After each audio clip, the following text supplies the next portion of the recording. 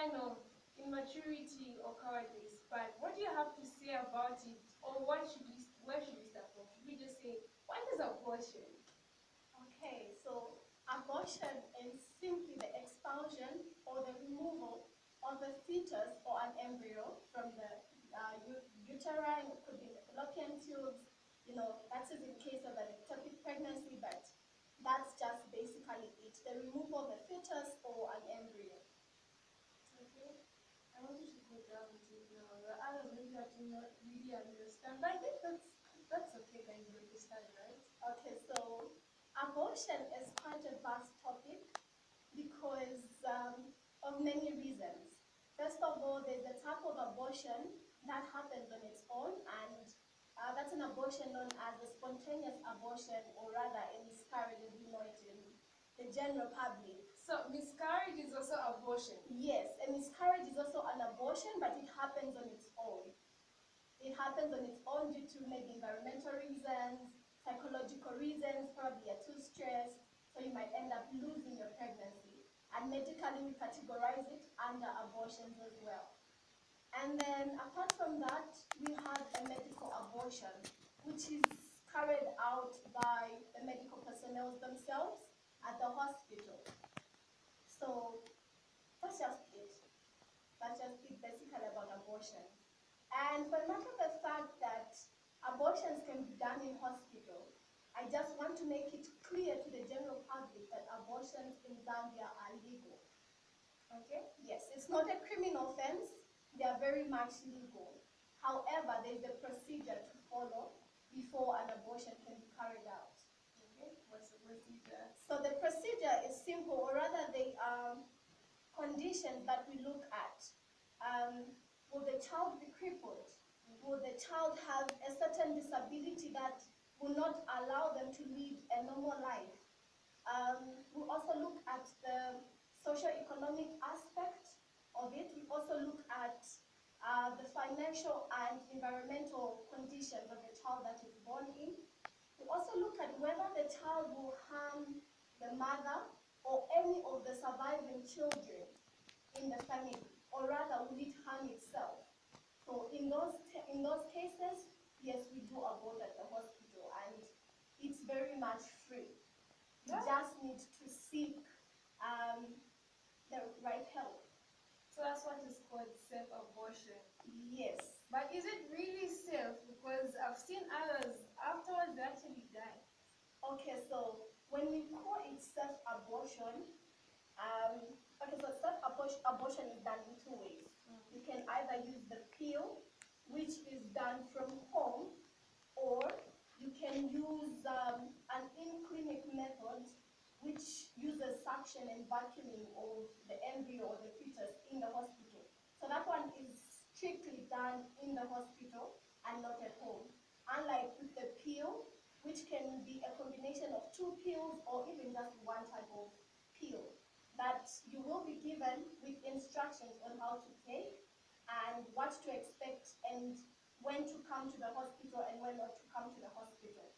So you just need to follow through the guidance you're given at the hospital on how you will abort so that you will not harm yourself. Because already as you're aborting, you are harming the child. So that you do not harm yourself. So you people actually saying abortion is good. That's what you're trying to say. Because the other children who are born with disabilities, but are still taken care of, isn't it? So are you saying, oh, because someone is disabled, their life should be cut short?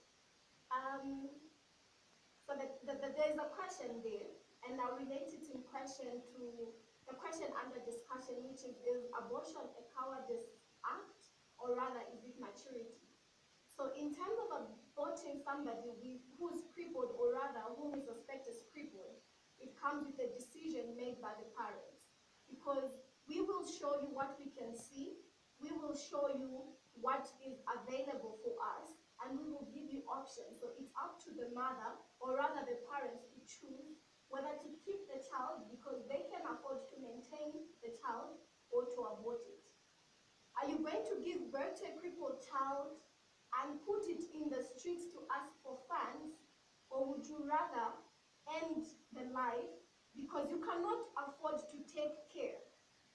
So you see, there are situations at hand that you need to weigh. Remember, I had said there are conditions that we look at before we actually do carry out the abortion, or rather before we even give you the option of aborting. But that's murder. It's still murder, isn't it? Because you've killed an innocent life, isn't it? Despite trying to help out. If you're going to put it in the Christian context, yes. Scientifically, if it's an embryo, there's practically no life. There's no life. Yeah. Oh, guys, you've heard it. There's no life. It's just coming together. It's coming together, trying to survive and, you know, trying to become a human being. It's in the process of becoming a human being. It's in the process of becoming a human being. Hey, so you mentioned a point saying they're given some pills, isn't it? So are those pills like over-the-counter thing? Anyone can get them at any time? Or you need a prescription for them? No, you cannot get abortion pills without a prescription. Even with the pharmacy, they really need to investigate why. And also, your prescription needs to have a death stamp on it, authorized to say you should actually get these pills. So those are controlled substances? Yes, they are very much controlled. Well, mostly in boarding schools, other teenagers or other youths get, not even only in boarding schools, even in universities, others get to become pregnant and decide to abort. But how do they get access to those pills? Because you said it's the controlled substances, but it just looks like it's an over-counter situation. Okay, so that's an interesting question. That's really an interesting question. I had said abortions are legal in Zambia area, meaning people can walk into any government hospital, they can walk into any private hospital and have their abortion. Had it been illegal, we wouldn't have had so many hospitals, especially in the private sector, carrying out these abortions. It is because it is not illegal that we have a lot of people that are able to access these services in private hospitals. That is how come most people abort. However, some people go as far as using witch doctors. Interesting, right? Yeah. And I've heard quite interesting concoctions about abortion, Coca-Cola and eggs.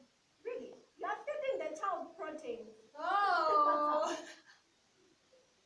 Okay, that's interesting. So I mean, you're not killing the child, you're actually putting protein. See, an egg is a protein, and quite alright, some people, it will work because of the immune system that they have. But some people will tell you, well, I drank this concoction and it didn't work, and you know, here's my child. Yeah, you're just feeding your child. You're just feeding your child. You guys, you guys stop using the Coca-Cola pads. No, in fact, just stop aborting, guys. I'm not even giving any kind of solution here. We're not doing that. Well, Dr. Sokwani, we've had a research that most people that have these abortions are teenagers and youths, or should I even put it as youths? But why do you feel they have these abortions? Is it because of cowardice or immaturity? There are different reasons why people abort, and mostly it's on the cowardice part in terms of the youth. Not that they are cowards because they have fallen pregnant. They are actually scared of how society will react. That's where the cowardice comes from. Are they going to be able to continue with school? There's an aspect of, well, the girl's pregnant and the guy continues with school, so I'm lagging behind, and they end up aborting. Others fear what their parents will say, what their parents will do, what society will say, because society plays a major, major role in our just hold on. everyday life. Society has a huge impact on people aborting. Yes. Okay. Society is also one of the reasons why we are having so many abortions that are unsafe, that are done in unhygienic places that are done with the wrong procedures. It's because of society as well. And most times when these abortions are done, they are done even without consent from parents, from anybody. They just do it in secluded places because they don't want anybody to know what they are doing. Okay, so just help us with the effects of this abortion. So abortion could cause lots of bleeding. You could also damage your cervix. You could damage your bladder, your uterus. You could pick an infection, or even worse off, you could die.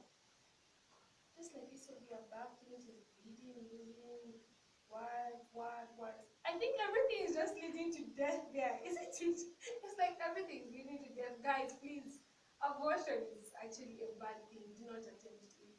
Dr. Sokwani, thank you for having you. But before you go, I would like you to just say a few words to people outside there. They need to know saying abortion is bad. It's bad. Isn't it? Well, to the people out there, for whatever reasons, it's not on medical grounds, it's not, you feel what society will say, just, bring yourself up, carry yourself, put yourself together and be in the best of your mental health that you can. If you feel you're not in the best of your mental health, seek help, seek therapy. We have a lot of therapists around. And you can seek counseling from any public hospital if you feel the need to. Take good care of your mental health because that is the basis of your pregnancy, or that's how best you can take care of your pregnancy. Apart from eating well, exercising, you need your mental health to be at its best, at its most best, because even stress could cause an abortion. Miscarriages are a type of abortion. So do take care of yourself, take care of the future generation that we have, and most importantly, try to abstain. But if you cannot abstain, rather use a form of contraceptive, because you see, we live in a society where talking about sex is no longer a taboo. It's not. It's no longer a taboo, and like a daily thing. yeah, we cannot even enforce abstinence on each other, but rather the best thing we can do as the medical field, as the community, is to encourage the use of contraceptive methods such as condoms. At least those prevent you from getting pregnant as well as an STI. But the other forms of contraceptives like pill, the IUD, will not really protect you from getting an STI, but it will protect you from getting pregnant. So do take care of yourself. If you feel you can't manage to keep a pregnancy, seek medical help. Yeah, that's really nice. And you pointed out of you saying contraceptive pills. I've noticed, or it has come to my concern, saying mostly people use it wrongly. Aren't you supposed to use it like after 6 months? Meaning twice a year. You're talking of the morning after. That's the morning after? Yes, but there are different forms of contraceptives. There are some that are actually taken every day. I've never seen that. So anyway, it's all right. I won't get to ask more. Well, thank you very much for having you. It was a pleasure, and hope to see you next time. Thank you. Okay, guys, we'll be going on a short break. Then I'll be back with my buddies. Stay tuned.